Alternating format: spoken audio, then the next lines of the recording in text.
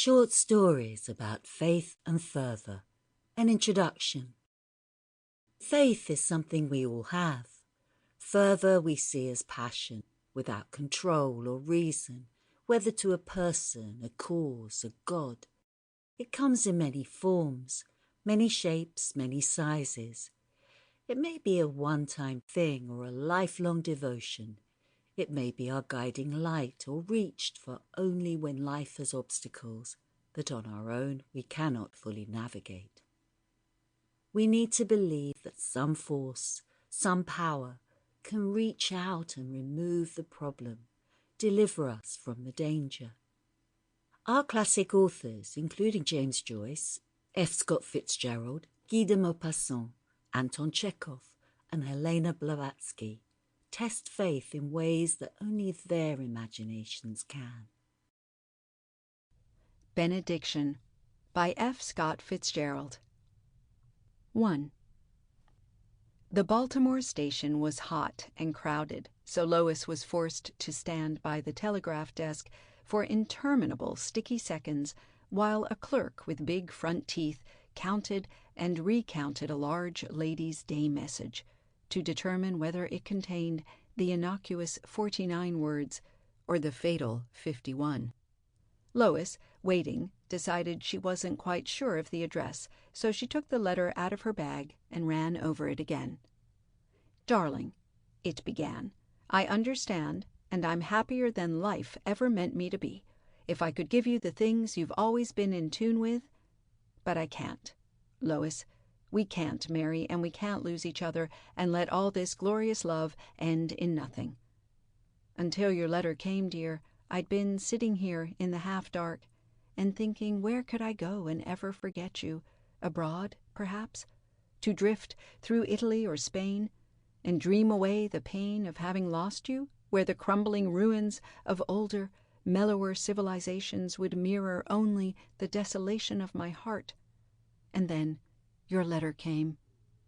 Sweetest, bravest girl, if you'll wire me, I'll meet you in Wilmington. Till then, I'll be here just waiting and hoping for every long dream of you to come true. Howard."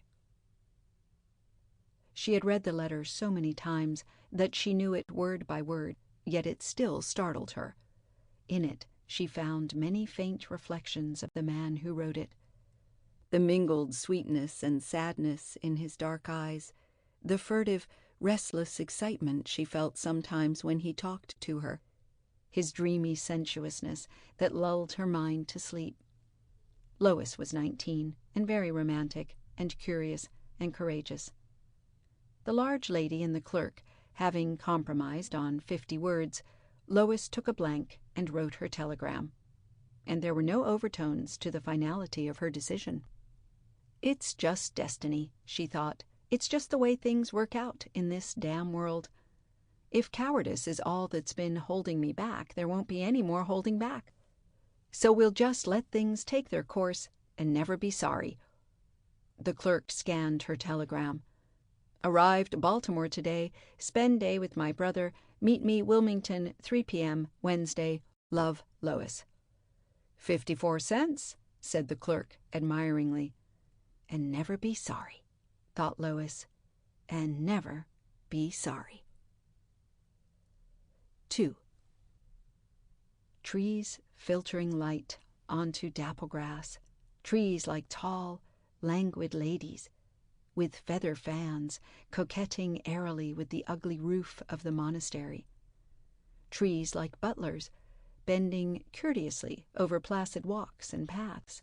Trees over the hills on either side, and scattering out in clumps and lines and woods all through eastern Maryland.